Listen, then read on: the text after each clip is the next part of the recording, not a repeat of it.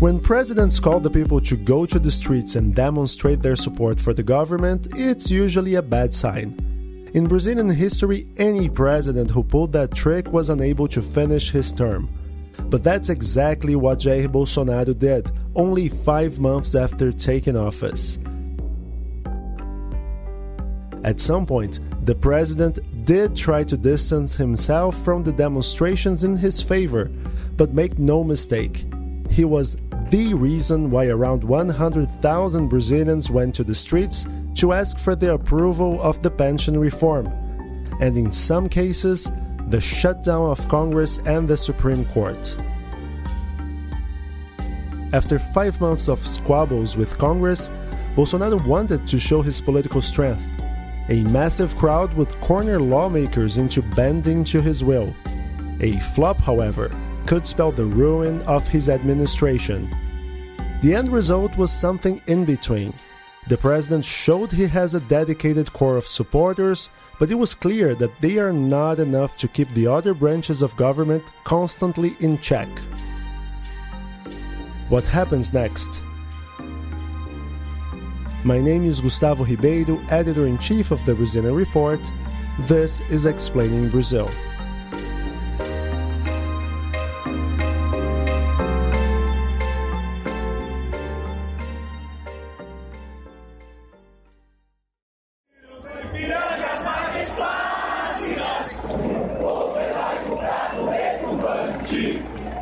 O Brasil sem corrupção. O Brasil sem toma lá da cá. Uma Câmara servindo a gente e não a gente servindo a Câmara.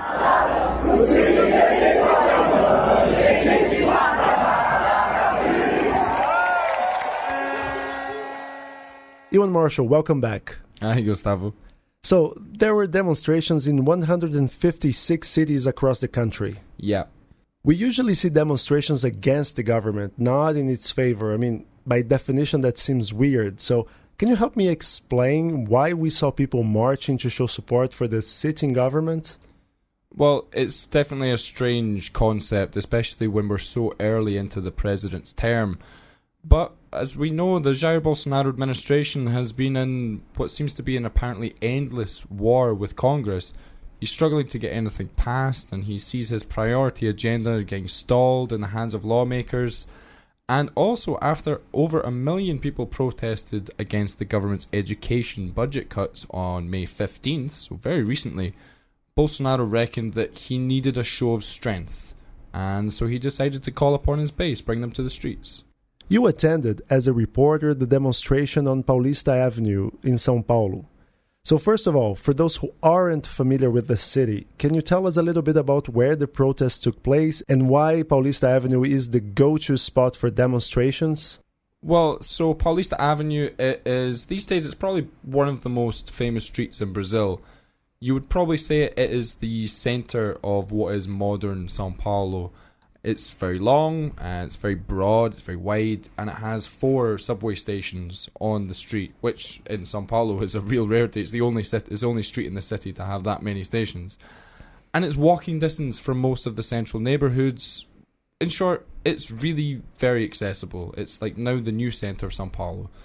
And also, on every Sunday, the road is closed to traffic and it's opened up to pedestrians. And so the road becomes some sort of like an urban beach. There's lots of like live music, there's dancing, there's craft stalls, there's all that sort of stuff going on. So basically, it is really, really quite easy to fill Avenida Paulista, especially on Sundays. So tell us about this Sunday. How was it? Yeah, so the demonstrations were big. There's definitely no denying that. But what I saw early in the day was that the various groups which called the marches, they'd set up sound trucks all along Paulista Avenue. So there's a number of big loudspeakers there that creates all the constant noise. Brasileiros, o momento é nosso. And around 3 p.m, it really was filling up quite a lot. But it wasn't, as you may expect, one like cohesive rally. It was more large clusters gathering around these specific sound trucks, leaving these quite large empty spaces in between. Yeah, we tweeted a photo you took from a building close by that showed that. Yeah, and when walking around, it kind of seemed like almost like a music festival. You know, when you have a lot of different stages, and so you had a lot of people going from one to the other to see who was talking. It's like, oh, I like that guy, I'm going to go over there. And the acts on May 26 were smaller than those on May 15, when hundreds of thousands of people protested cuts to the federal education budget. Yeah, that's right. As you mentioned earlier, the pro-Bolsonaro demonstrations took place in 156 cities, whereas the protests of teachers and students took place in 222 cities, and they drew much larger crowds. On Paulista Avenue, for instance, some estimates talked about almost 100,000 people on that road, and I guess that Sunday's demo was probably just over half of that size. And let's remember that the education protests happened on a rainy weekday, not a sunny Sunday. Yeah, that's true. But also this is commonly used by Bolsonaro supporters because a lot of the left-wing demos usually happen during the week. And Bolsonaro supporters like to say that means the left is just this bunch of lazy people who want to get out of work as often as possible. All things considered, it wasn't a flop, was it? I mean, Bolsonaro did manage to get a lot of people on the streets. Definitely. And it's a tactic that has definitely backfired in the past. Like in 1992, for instance, the President Fernando Collor, he was in a similar situation. He was cornered by Congress, and he did exactly what Bolsonaro has just done. He called his supporters and tried to get them to fight for him on the streets. And what we saw back then was that people did actually go out on the streets to protest.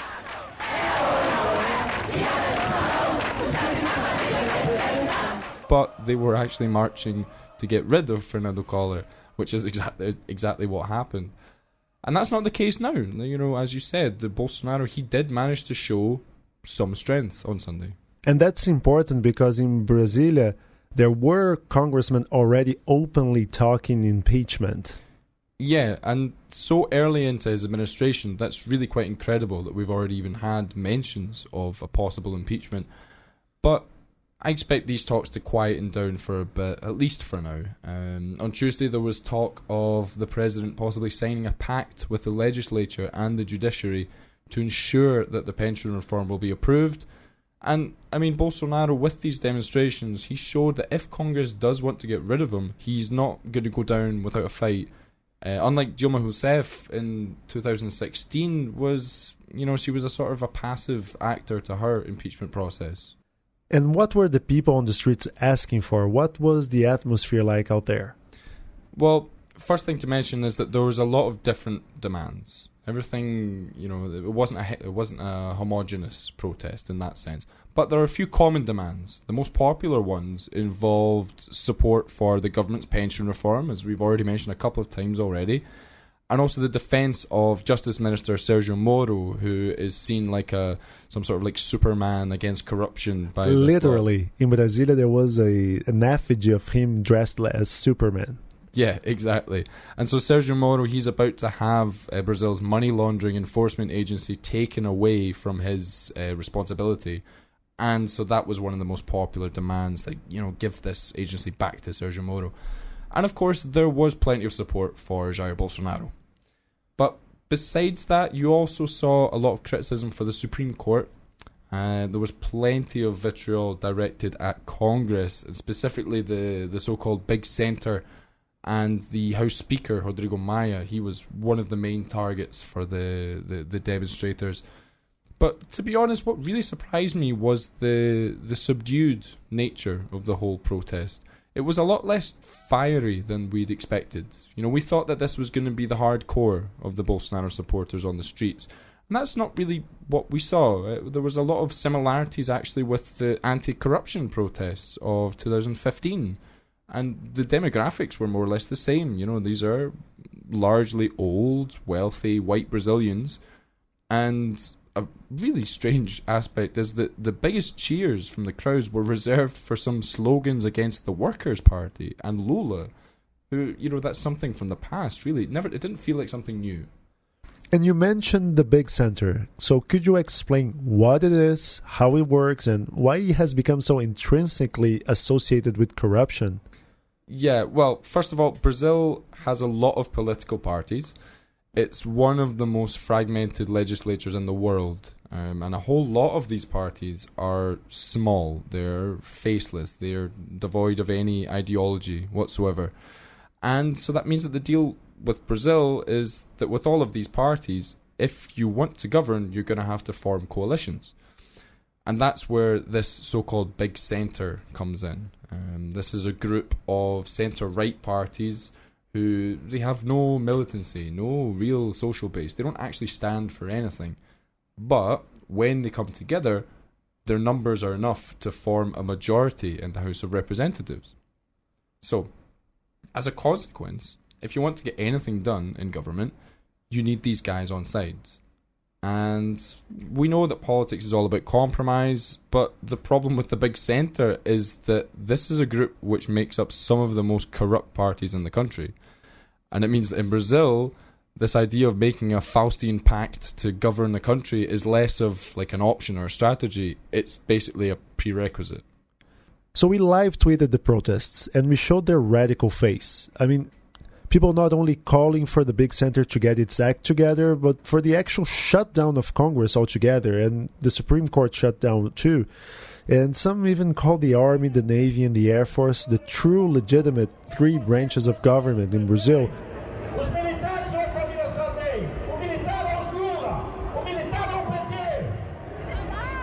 So I ask you, as you saw everything up close, were these radicals a small part of the protests, or were they sizable enough to raise a red flag? There were plenty of kind of hardline and punitive speeches on show, but they weren't really getting many cheers. It wasn't the most popular stuff there. Probably the most radical idea which had like any real amount of purchase amongst the protesters was the right for citizens to bear arms. And also, like, the expansion of police violence, this old mantra in Brazil that, good criminal is a dead criminal, that sort of thing, which, that's very popular amongst that group of protesters. But clearly, the fact that people were even mentioning closing Congress or the Supreme Court, no matter how popular it was, the fact that it's even being mentioned is a worry in itself.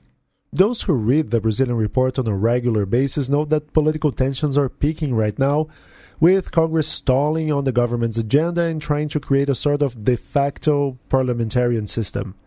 Do you think Sunday's protests tipped the scales in one side or the other? No, really it's just more of the same, actually, because this administration has been in this constant state of chaos ever since it began. And, this is our second podcast which is related to some sort of serious institutional crisis hitting the Bolsonaro government, and he's only been in office for 5 months.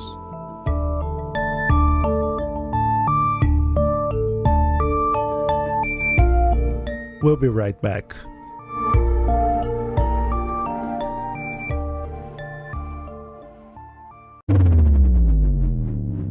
Ponto Futuro Rio is the B2B conference about technology for decision makers. On June the 5th, in Rio de Janeiro, 25 speakers from Brazil and abroad will get together to discuss how technology transforms businesses and society. The theme for this year's edition, the third already, is Augmented Humanity, or amplifying human abilities through technology, and how this transformation shapes new relations and calls for adaptation. For more information, go to Futuro, that's future with a no at the end, rio.com. futuro-rio.com. Substantial number of people in Brazil kind of expected or claimed to predict that Bolsonaro would moderate upon becoming president, because he would figure out that things are different in governing as opposed to campaigning. This is Felipe Campante, Bloomberg Distinguished Associated Professor at Johns Hopkins University.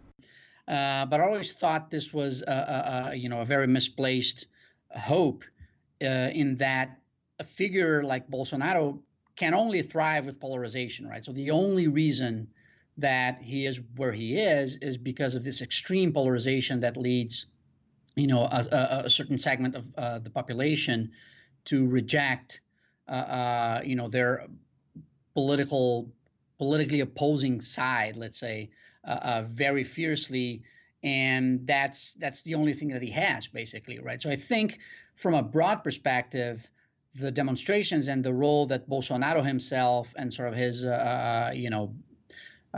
social media, army, so to speak, played on calling for this demonstration and kind of trying to feed the demonstrations that we saw on Sunday. I think that's very much in line with that strategy for polarization. So I think, as far as the outcome of that, I think they basically kind of reinforced this pattern. So they were not big enough that they were a political game changer in any way, but they weren't small enough either that they would reveal some extreme weakness. So I think it's basically, kind of both sides of the political spectrum kind of hardening in their positions, and the game is going to be played in the middle. Back in October, Brazil elected a far-right president to go along with a pretty conservative Congress. At the time, the guess was that Jair Bolsonaro would find few obstacles to push his agenda forward, namely fewer gun controls, laxer environmental legislation, and a sweeping pension reform. But everyone's guess was wrong. Jair Bolsonaro has refused to negotiate with parties, equating negotiations with horse trading and corruption. He even said that the last two presidents who played ball with Congress have found themselves locked in jail cells, referring to Lula, who's in prison since last year, and Michel Temer, who had two very brief stints in jail in April and May. Will lawmakers be more receptive to the president's agenda now that he has called for protests?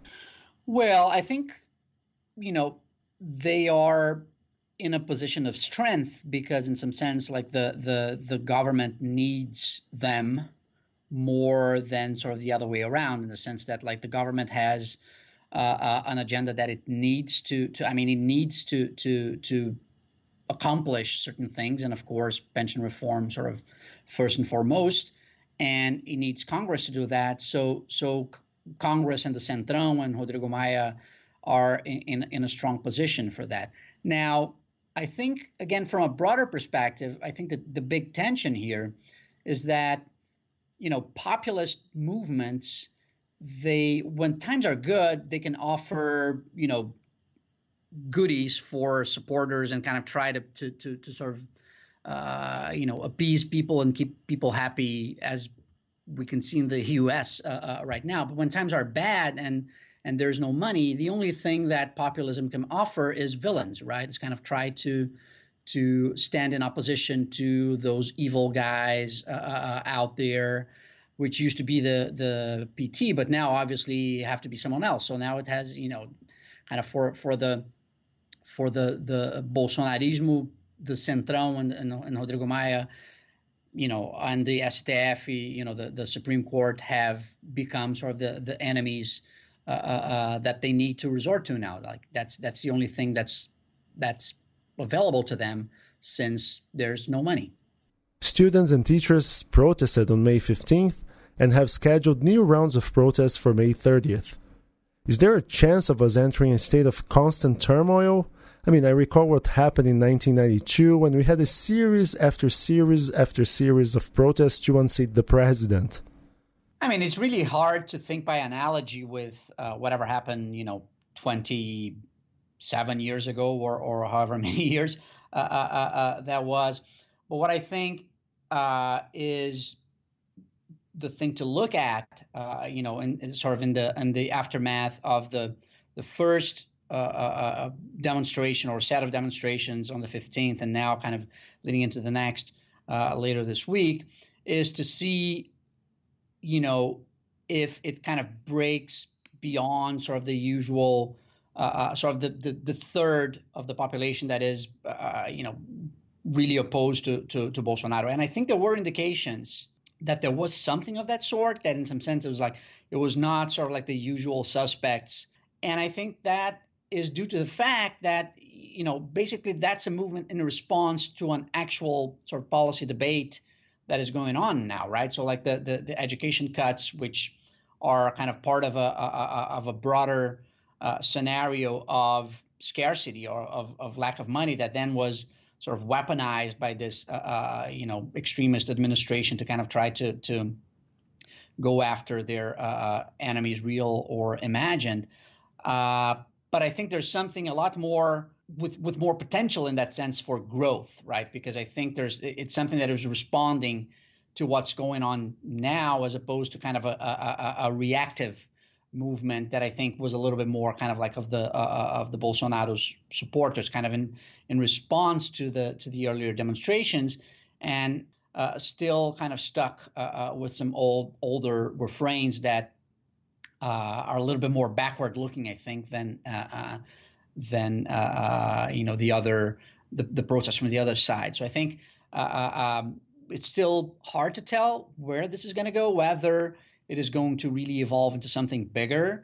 But I think there is the potential, because again, it's kind of more of a forward-looking, or at least kind of a present-looking response, as opposed to something kind of more reactive and a little bit more backward-looking, even if it's looking backwards to a past that is still pretty recent. There have been talks of impeachment in Brasilia, and it seems oddly early for that. Political predictions are always dangerous, especially in Brazil.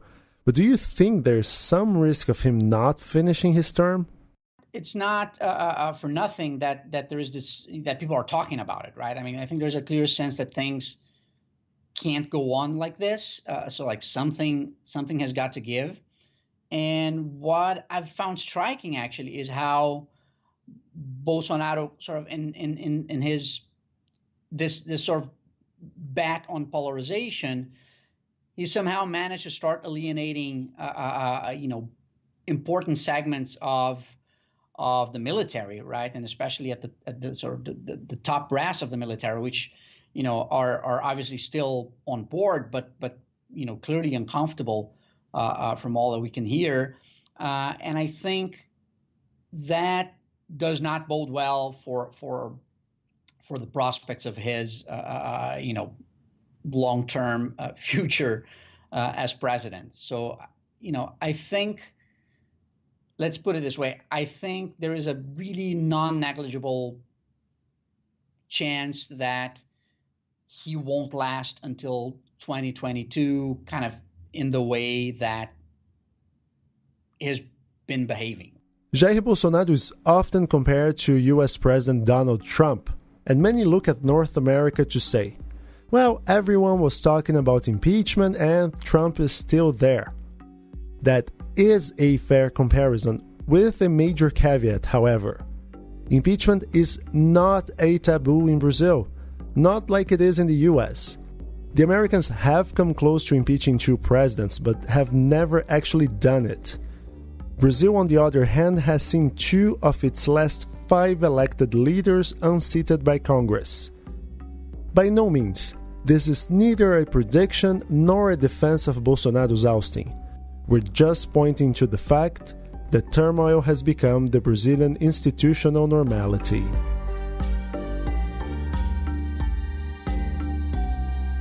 This podcast was written and prepared by me, Gustavo Ribeiro, and Ewan Marshall, who also edits the final script. Maria Marta Bruno produced this show.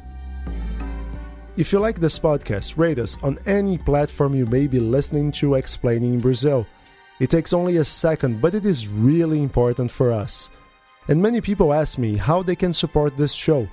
The best way is to subscribe to the Brazilian Report, the journalistic engine behind this podcast. Every day we have new content about Brazilian politics, finance, and society. We've also got exclusive newsletter services if you want to be briefed about what's going on in Brazil before starting your day. Subscribe now for a free trial and enjoy all of our content for 7 days. And it is really free. You don't have to submit any credit card information whatsoever. Just go to brazilian.report/subscribe. You can also follow us on Facebook and Twitter. Our handle is @Brazilian Report. That's all for now. See you next week.